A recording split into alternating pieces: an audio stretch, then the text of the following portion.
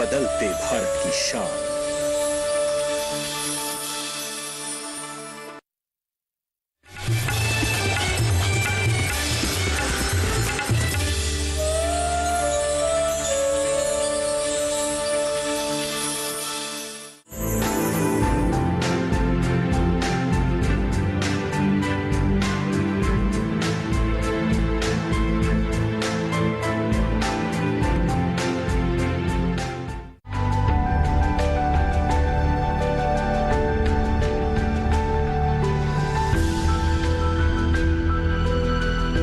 मेरा एक छोटा सा टेरेस गार्डन है।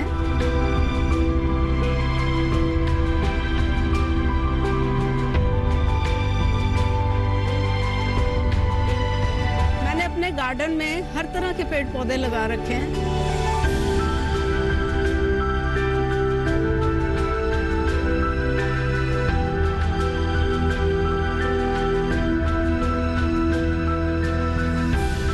अपने गार्डन को, इसके पेड़ पौधों को अपने बच्चों की तरह प्यार करती हूँ।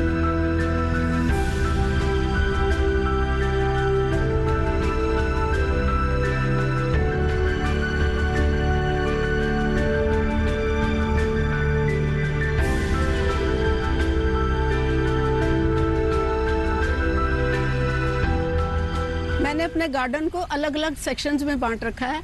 ये मेरा फूलों का सेक्शन है जिसमें मैंने कई तरह के फूल लगा रखे हैं, और ये गर्मी के फूल हैं जो मेरे अभी तक चल रहे हैं।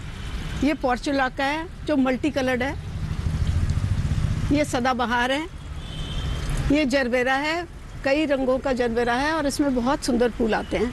और ये इसके बीच में मैंने थोड़ी सुंदरता और पीस देने के लिए मैंने एक बुद्धा का स्टैचू रखा हुआ है जिसको देख के बहुत शांति मिलती है।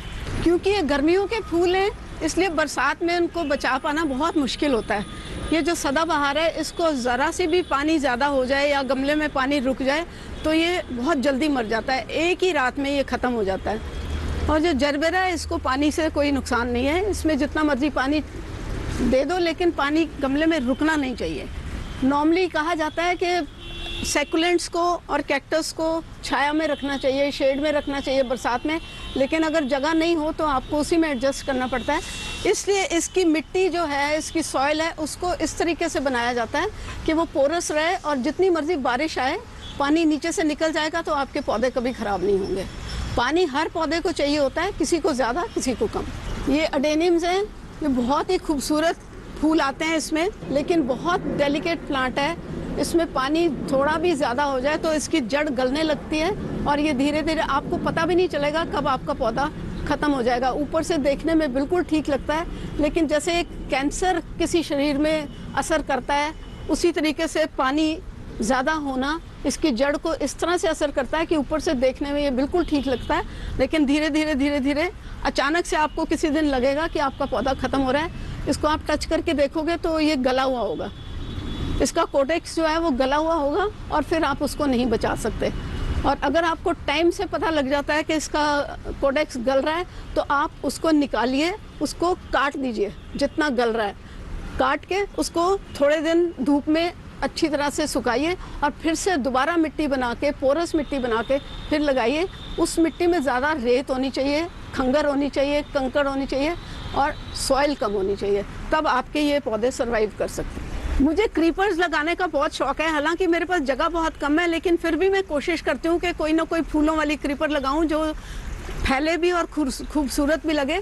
ये राखी बेल है, इसमें बिल्कुल राखी की शेप के फ्लावर्स आते हैं और बहुत ही खूबसूरत, और इसको पानी बहुत पसंद है। ये मेरा कैक्टस का सेक्शन है, इसमें तरह तरह के कैक्टस लगा रखे हैं। इनका मेन, इसमें पानी इकट्ठा हो जाएगा तो ये सब गल जाएंगे, इनकी जड़ गल जाएगी, इसलिए इसकी मिट्टी जो है, इसकी सॉइल जो है बहुत उसमें ड्रेनेज होनी चाहिए।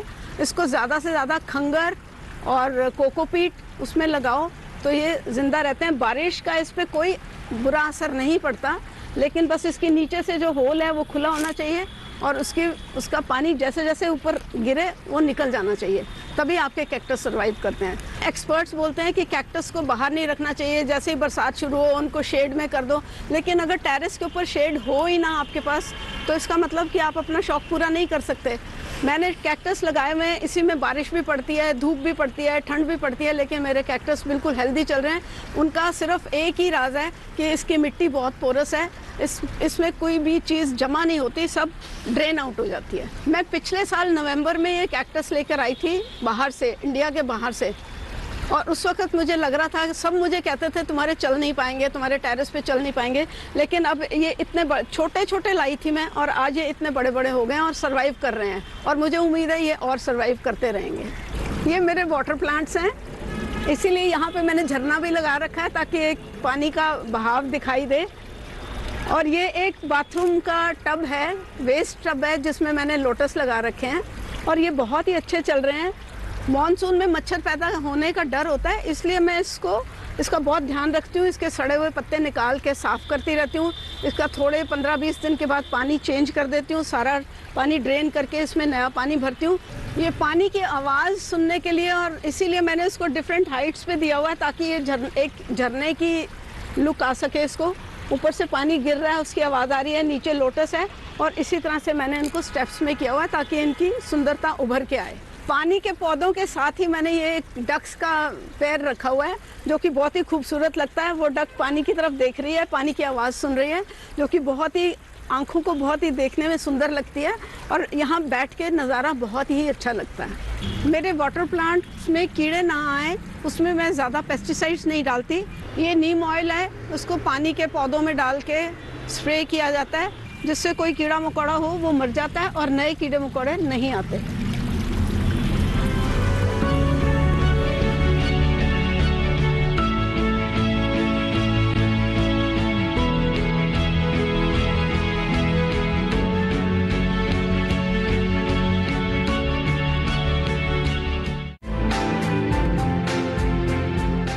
हमने फसल बीमा योजना को अधिक प्रभावी बनाया, उसके दायरे में ज्यादा किसानों को लाए। नहीं है डर, नहीं फिकर, मिली हमें नई डगर, फसल का करवा के बीमा, किसान की चिंता को छीना। आज ही प्रधानमंत्री फसल बीमा योजना से जुड़ें और निश्चिंत हो जाएं। कृषि एवं किसान कल्याण मंत्रालय, भारत सरकार।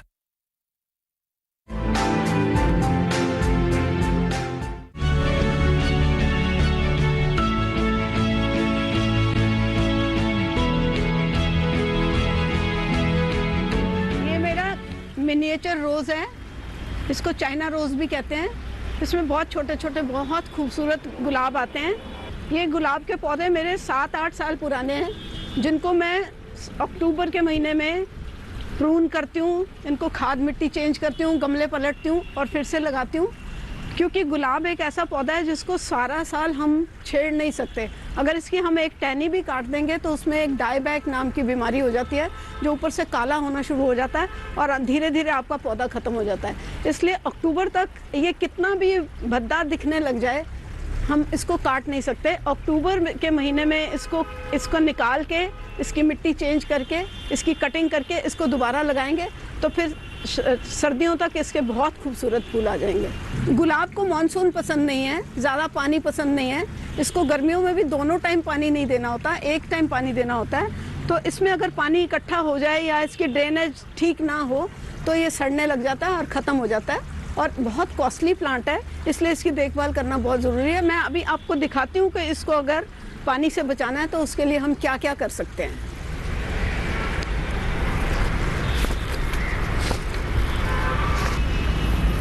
ये एक नेट है जिसमें आलू, प्याज और सब्जियां वगैरह आती हैं। इसको हम गुलाब में बड़ी अच्छी तरह इस्तेमाल कर सकते हैं। मैं बताती हूँ आपको। नॉर्मली हम लोग जब अपने गमले में मिट्टी भरते हैं पौधा लगाने के लिए, तो हम 2 इंच का छोड़ देते हैं ऊपर से, ताकि जब हम पानी डालें तो मिट्टी बाहर ना गिरे। लेकिन जब गुलाब को मॉनसून के पानी से ज़्यादा ओवर वाटरिंग से बचाना हो तो उसके लिए एक तरीका है कि हम पहले अपने गमले को पूरा ऊपर तक मिट्टी से भर लेंगे।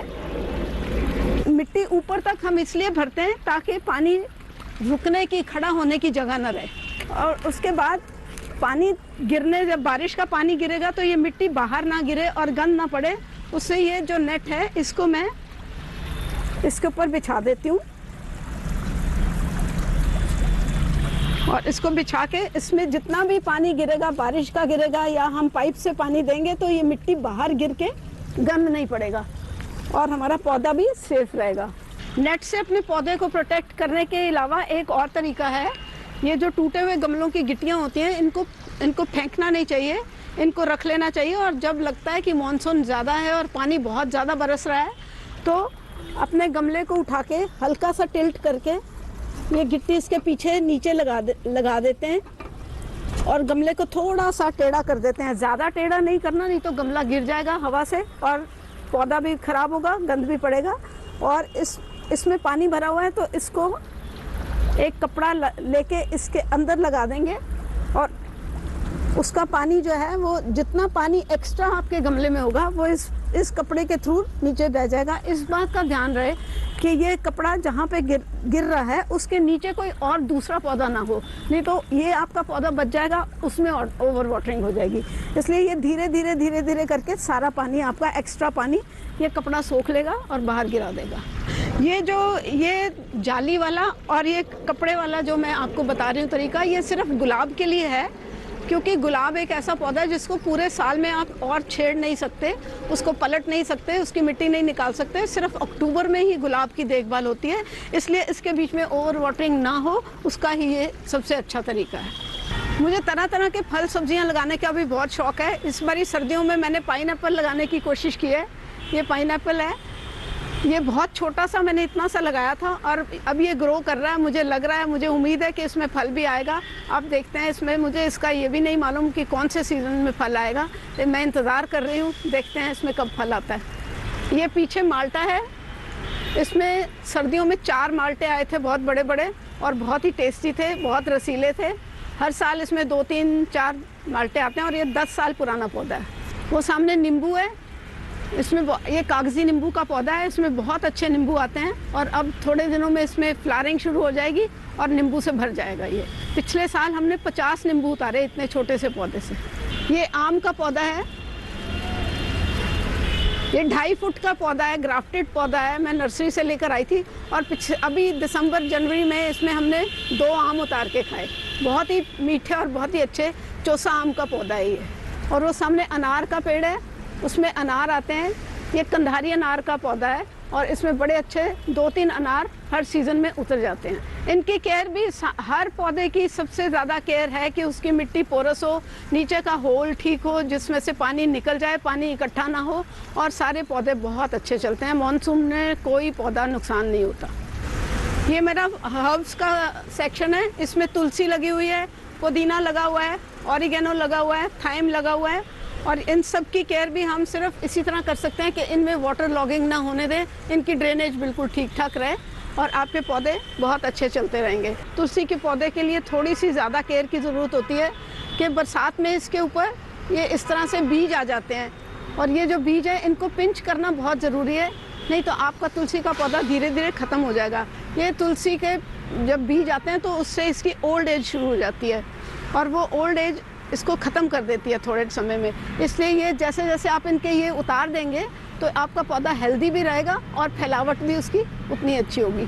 ये अरबी है, वो हल्दी है। अरबी और हल्दी दोनों चीज़ें जुलाई में रोपी जाती हैं और ये फरवरी तक इसमें से फल निकलता है। इसके पत्ते पीले होने शुरू हो जाते हैं और जब पीले होके बिल्कुल नीचे बैठ जाते हैं तो उससे हमें समझ आ जाती है कि हल्दी तैयार हो गई है।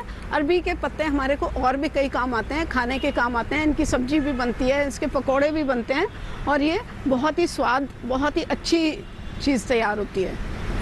ये गुड़हल का पौधा है, हाइबिस्कस भी कहते हैं इसको। ये इसमें गर्मियों में एक बहुत भयंकर कीड़ा लग जाता है जिसको मिलीबग बोलते हैं। वो सफ़ेद रंग का कीड़ा होता है जो इसके पूरे तने के ऊपर पूरा चिपक जाता है और वो ख़तरनाक कीड़ा होता है, उससे ये पौधा कभी बच नहीं पाता। इसलिए इसको अगर आपने बचाना है तो आप इसको शैम्पू स्प्रे करें, पानी में डाल के शैम्पू उसको अच्छी तरह से धोएं और उसके बाद फिर साफ़ पानी से धोएं तो वो कीड़ा मर जाता है। ये मेरा पौधा बिल्कुल ख़त्म हो गया था, बिल्कुल मर गया था मिलीबग की वजह से, लेकिन मैंने इसका ट्रीटमेंट किया तो अब इसमें नए पत्ते आ रहे हैं, तो अब मुझे उम्मीद है कि ये ठीक हो जाएगा। ये बाकी के मेरे ग्रीन प्लांट्स हैं। ये क्लोरोफाइटम है, इसको स्पाइडर प्लांट भी कहते हैं। इसकी हैंगिंग बास्केट्स बहुत सुंदर बनती हैं और ये बहुत ही अच्छा लगता है और इसके गुच्छे नीचे लटकते हैं। उन्हीं को अगर दोबारा आप मिट्टी में डाल के दोबारा से प्रोपोगेट करें तो आपके उसके बहुत से पौधे तैयार हो सकते हैं। क्लोरोफाइटम को मानसून में थोड़ा पानी से बचाना पड़ता है, बहुत ओवर वाटरिंग नहीं होनी चाहिए, इसीलिए ज़्यादातर इनको बास्केट्स में लगाया जाता है ताकि इनका पानी ड्रेन हो जाए। ओरिएंट लिली है, इसमें बहुत खूबसूरत फूल आता है, सर्दियों में इसमें फूल आएगा। ये अरेलिया है, ये ग्रीन प्लांट है, ये घर में अंदर भी रखा जा सकता है, बाहर भी रखा जा सकता है, आपके गार्डन में बहुत खूबसूरत लगता है।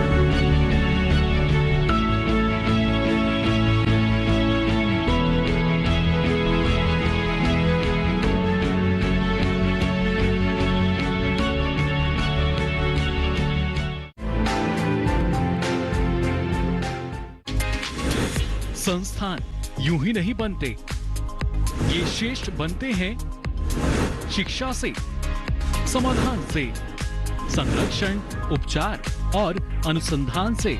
किसानों की समस्या हो या फिर पशुपालन की या फिर कृषि उद्यमी के उद्योग लगाने तक का सफर, आपके हर सफर में आपका हम सफर।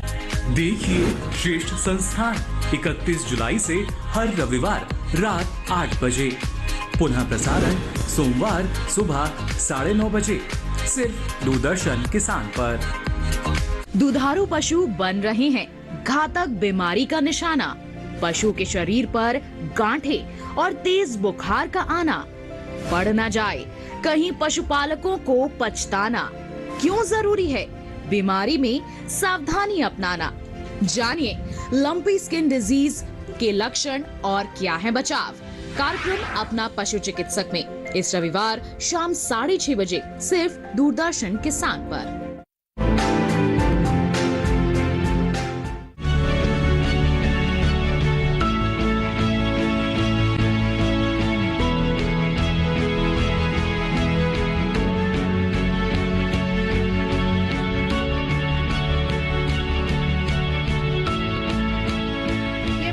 गार्डन्स हैं, एक छोटी सी स्पेस में एक पूरा लैंडस्केप क्रिएट करना मेरा शौक है और सबसे फेवरेट सब्जेक्ट मेरा यही है। मैं बहुत सारी ट्रेज बनाती हूँ, इनकी देखभाल करना बहुत ज़रूरी है क्योंकि बहुत जल्दी मानसून में तो बहुत जल्दी इनके पौधे बहुत बड़े हो जाते हैं और एकदम जंगल बन जाता है और सारा एक दूसरे के ऊपर आ जाता है। इसलिए इनकी ट्रिमिंग और कटिंग टाइम टू टाइम हर 15 दिन बाद, हर 10 दिन बाद करना बहुत ज़रूरी है, तभी इनकी खूबसूरती बनी रह सकती है। पानी इनमें ज़्यादा नहीं रुकता क्योंकि इनमें पत्थर वत्थर बहुत ज़्यादा लगाए हुए हैं, पानी ज़्यादा नहीं रुकता, लेकिन इनकी ग्रोथ बहुत जल्दी हो जाती है। ये 8-8, 10-10 सालों की पुरानी बनी हुई ट्रेज हैं और ये भी 4-4, 5-5 साल पुरानी बनी हुई ट्रेज हैं। बस इनकी मेंटेनेंस करती हूँ, इनकी कटिंग प्रूनिंग करती हूँ, इनको साफ़ करती हूँ और ये इसी तरह से रहती हैं। कोई मौसम का असर मैं इनके ऊपर नहीं होने देती। ये मेरा ऊपर बॉन्साई सेक्शन है, मैं कोशिश करती हूँ कि अच्छे अच्छे बॉन्साई बनाऊँ और काफ़ी मैंने इनकी कलेक्शन की हुई है और मैं कोशिश करती हूँ कि मानसून का इनके ऊपर कोई असर ना हो। इनकी ये शैलो ट्रेज हैं इसलिए इनमें पानी जमा नहीं होता, लेकिन फिर भी इनकी देखभाल करना बहुत ज़रूरी है। इनकी trimming pruning time to time करना पड़ता है। ये कटिंग और प्रूनिंग करना ट्रे का बहुत ज़रूरी है। जो ये पौधे बाहर निकलने लग जाते हैं इनको अंदर रखना ज़रूरी है, तो इसलिए जितने भी पौधे बाहर लटक रहे हैं उनको हम नीचे के पौधों को हम कैंची से काटते हैं और जो ऊपर की तरफ बढ़ते हैं उनको कभी कैंची नहीं लगाना होता, उनको पिंचिंग करनी होती है। अगर आप उनको कैंची लगा देंगे तो वहाँ से रॉट होना शुरू हो जाएगा। इस तरह से एक्स्ट्रा पत्ते जितने भी हैं उनको पिंच करके आप तोड़ दीजिए और इसको मेंटेन करके इस तभी रख सकते हैं जब इनकी पिंचिंग हो। जो सिरेमिक के आर्टिफैक्ट्स हैं वो उनको मैं धूप में, बारिश में, हर मौसम में पड़े रहने देती हूँ, लेकिन जो ख़राब होने वाले हैं, लकड़ी के हैं, कुछ हैं, उनको मैं बरसात में उठा के रख देती हूँ अंदर और फिर जैसे ही मौसम सूखा शुरू होता है तो उनको मैं लाके वापस सजा देती हूँ। मानसून में जब ज़्यादा बारिश होती है तो इस टाइप की सजावट की जो चीज़ें हैं जो गार्डन की खूबसूरती को बढ़ाती हैं, उनको ख़राब होने का, उनका पॉलिश ख़राब होने का या उनका गलने का जो डर होता है उसको अवॉइड करने के लिए मैं बड़े बड़े पॉलीथीन्स के साथ उनको कवर करके रखती हूँ। इस तरह से इनको कवर करके रखती हूँ ताकि इनको कोई नुकसान ना हो और ऊपर रस्सी से बांध देती हूँ ताकि हवा से इसका ये पॉलीथीन उड़ ना जाए और फिर इसकी प्रोटेक्शन बनी रहती है। मॉनसून में बारिश जब ज़्यादा होती है तो जैसे पौधों की ग्रोथ होती है, उसी तरह कीड़े मकोड़ों की भी बहुत ज़्यादा ग्रोथ होती है। आपके पौधों में इतने बहुत ज़्यादा कीड़े आ जाते हैं, तो उनकी देखभाल के लिए, उनको हटाने के लिए सबसे पहला पॉइंट ये है कि आपको कोई भी ज़्यादा स्ट्रॉन्ग स्प्रे नहीं करने हैं, क्योंकि जो कीड़े हैं वो भी दो तरह के होते हैं। एक हमारे फ्रेंड कीड़े होते हैं और एक हमारे एनिमी होते हैं, जो हमारे प्लांट्स को डिस्ट्रॉय करते हैं। उनको मारने के लिए हम अगर स्ट्रॉन्ग दवाई डाल देते हैं, कुछ भी पेस्टिसाइड्स डाल देते हैं, तो उससे जो हमारे फ्रेंडली कीड़े हैं, जो उन कीड़ों को खा के उनको ख़त्म करते हैं या पॉलिनेशन में हमारी हेल्प करते हैं, वो भी मर जाते हैं या फिर उन स्मेल से वो आना बंद कर देते हैं। तो हमारी जो पॉलिनेशन है वो रुक जाती है, स्लो ग्रोथ हो जाती है हमारे पौधों की। इसलिए कोई भी पेस्टिसाइड, कोई भी स्ट्रॉन्ग पेस्टिसाइड बिल्कुल नहीं डालें। उसके लिए हमारे पास ये नॉर्मल पानी है और ये कच्चा दूध है। कच्चे दूध को हम इसमें पानी में मिक्स करेंगे।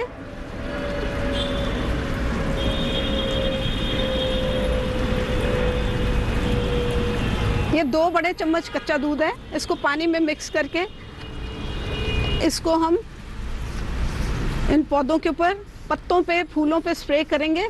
तो इससे इनको अच्छी कैल्शियम मिलेगी, ग्रीनरी बढ़ेगी, प्लांट्स हेल्दी होंगे और इसमें जो कीड़े हैं वो भी भाग जाएंगे और नए कीड़े नहीं आएंगे। मॉनसून के मौसम में कीड़ों को भगाने के लिए एक और तरीका मैं आपको बताती हूँ। ये 1 लीटर पानी, इसमें ये 1 सैशे शैम्पू का है, इसको इसमें मिक्स करें। इसमें मिक्स करके अच्छी तरह से मिक्स कर लें इसको, और इसका स्प्रे अपने पौधे को डालते हो तो उससे पहले उसको वाटरिंग करना बहुत ज़रूरी है कि अगर कोई चीज़ उसमें कोई केमिकल बाई चांस है या कोई चीज़ नुकसान करने वाली है तो वो उसको पौधे को मारे नहीं। वाटरिंग हुई होगी तो उसका असर थोड़ा कम हो जाएगा। ये शैम्पू का पानी आप अपने सारे पौधों पे डाल सकते हैं ताकि कोई भी कीड़ा मकोड़ा है तो वो भाग जाए और दोबारा नहीं आए। ये फिटकरी का पाउडर है जो कि नॉर्मल किसी भी दुकान पे आप मिल सकती है। इसका पाउडर बना के अगर हम 1 चम्मच के करीब अपने गुड़हल के पौधे, स्पेशली गुड़हल के पौधे में डालते हैं तो वो हमें ज़्यादा से ज़्यादा फूल देता है। और बारिश में जब इसके बीच में घुल जाएगा सारा पाउडर और सारी तरफ फैल जाएगा तो गुड़हल हमारा ज़्यादा से ज़्यादा फूल देता है और बहुत खूबसूरत हो जाता है।